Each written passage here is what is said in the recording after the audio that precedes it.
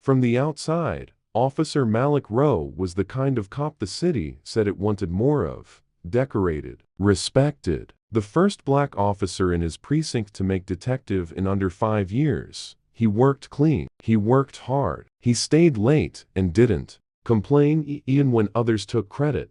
But none of that would matter when he found something he wasn't supposed to. It started with a routine call. A warehouse on the edge of town. An anonymous tip about suspicious activity. Malik was supposed to pass it off, let narcotics handle it. But something told him to go. What he found was quiet. Too quiet. Boxes stacked 10 feet high. Expired invoices. And in the back, a locked room with noise behind it. He called it in. No backup came. So he went in alone. Inside, 5 undocumented workers, scared and dehydrated. One whispered, "They said if we spoke, we'd disappear." Malik took statements, got them medical care, started paperwork. Standard, by the book. Then, the next day, the case disappeared. Not just buried, deleted. Malik went to internal affairs. He was told, "Mistakes happen, let it go." Then came the warnings. A taillight busted twice. His locker vandalized. His partner of 3 years suddenly transferred. And one night, he came home to find his apartment door slightly open. Nothing stolen, just his badge bent in half lying on the table. Still, Malik didn't back down. He started collecting his own records. Dates, times, names, even wore a hidden mic under his uniform.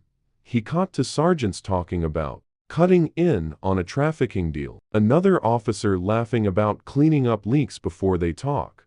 He took it to a state investigator, one of the few he trusted. Within days, he was suspended. Pending review, they said. But that night, a news blog leaked the story. Rogue cop alleges corruption. Is it real or revenge? His name trended. His photo spread. The department called him unstable. But survivors came forward. One by one. Women, workers, even a retired officer who left after being told, "Snitches don't collect pensions." And still Malik stood tall. In a livestream, he said, "I didn't become a cop to protect power. I became one to protect people. And if that means walking alone, so be it." The department lawyered up. City officials distanced themselves. But a movement had begun. And if you believe stories like Malik's deserve to be told, subscribe, hit the bell, and check out the black Unbroken merch in the description. Every shirt helps us shine a light where others hide the truth. Because silence protects power but truth protects people. After Malik's livestream went viral, the city split in two. Some called him a hero. Others, a traitor. TV hosts debated his motives. Comment sections were war zones. But Malik didn't care about the noise. He cared about the files, and they were vanishing. One by one, cases linked to the warehouse were closed. Evidence rooms mysteriously flooded. Witnesses couldn't be located.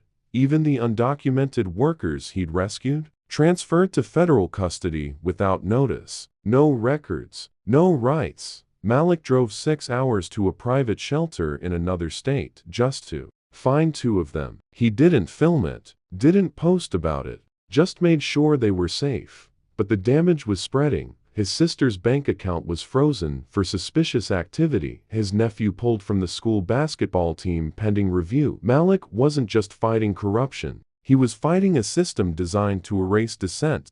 So he got louder. He started a podcast. Low budget, raw, real. He named names and backed every word with recordings. He didn't accuse. He played the audio, a captain saying, "Keep the raids in the poor neighborhoods. No press there." A lieutenant laughing, "As long as they fear us, they'll obey." Each episode lit another fire. Then came the subpoena. Malik was being sued by the city for defamation of public officials and unauthorized surveillance. The message was clear: stop talking, or we'll bury you. But Malik had one more move. Months ago, during a late shift, he'd found an unlabeled thumb drive in an old case file. Thought it was junk, kept it out of habit. Now, he opened it.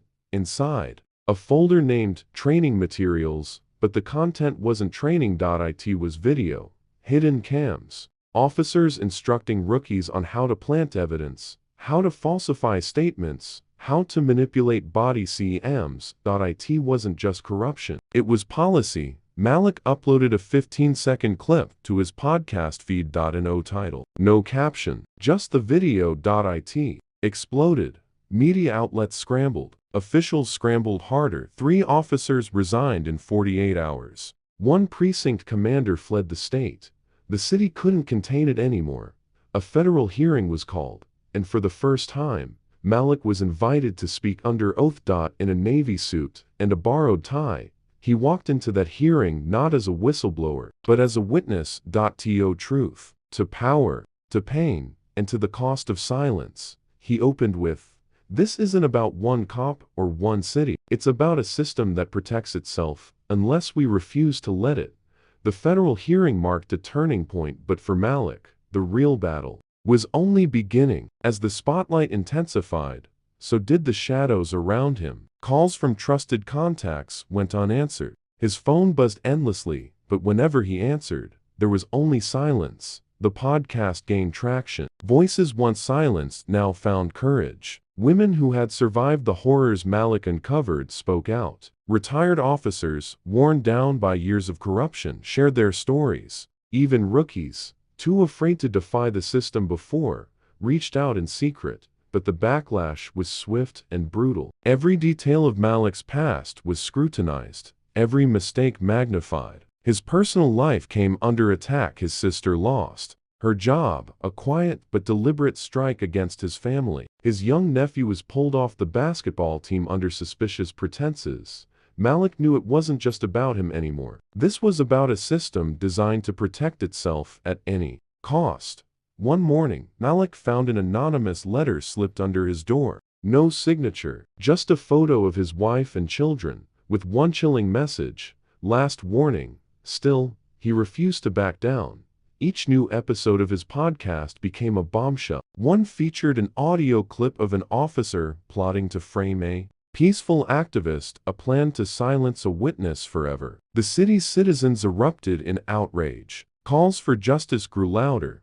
The powers that be responded with a wave of dirty tactics. Fake social media accounts appeared, posting slanderous lies in Malik's name. Photoshopped images and baseless accusations flooded comment sections. But Malik was no longer alone. A coalition of activists, investigative journalists, and everyday people rallied behind him. They organized marches with signs reading, "Truth over fear." For the first time in years, Malik felt the weight of solidarity, not isolation. Yet the war was far from over. Behind closed doors, officials schemed harder. Evidence rooms were accidentally destroyed. Witnesses vanished without a trace. And Malik's security tightened. He never knew who might be watching or waiting. He knew one thing: silence protects power. But he would not be silenced.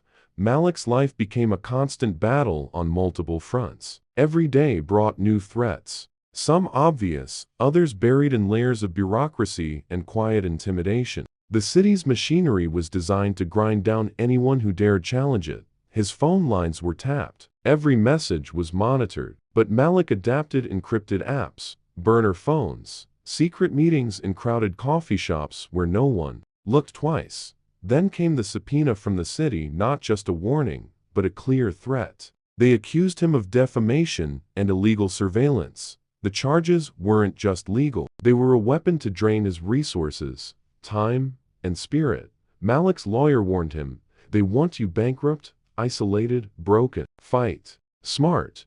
But Malik was done playing by their rules. The turning point came when he decided to release the contents of the mysterious thumb drive, the one he'd found months ago, tucked away in an old case file. The training materials inside weren't lessons on law enforcement. They were a blueprint for corruption. Videos showed officers coaching rookies to plant evidence, falsify statements, and manipulate body cameras. The system wasn't broken, it was rigged. Malik uploaded a short clip to his podcast without commentary, just raw footage. It went viral.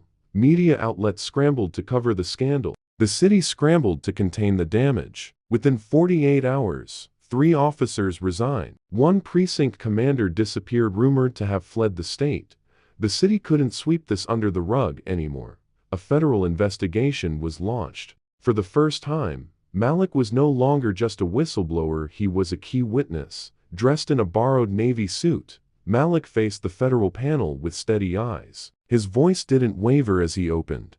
This isn't about one city. It's about a system that protects itself, unless we refuse to let it. But even as the hearings unfolded, Malik knew this fight would cost him everything.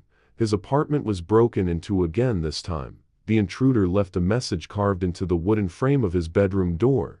Stop. His family was no longer safe. Yet, Malik's resolve only hardened. He doubled down on his mission, not just exposing corruption, but building a movement. He started organizing community forums, speaking at schools, partnering with activists who demanded change. Malik's story was no longer just his. It was the story of a city waking up, refusing to be silenced, refusing to forget, and the system? It had finally met its match. The federal hearings shook the city's foundation, but the battle was far from over. The deeper Malik dug, the more he uncovered a tangled web of corruption stretching beyond the precinct, touching politicians, contractors, even judges. Malik's courage inspired others. More witnesses stepped forward. Hidden cameras, secret recordings, even internal emails leaked to his team. The movement grew from whispers in dark corners to loud demands on city streets.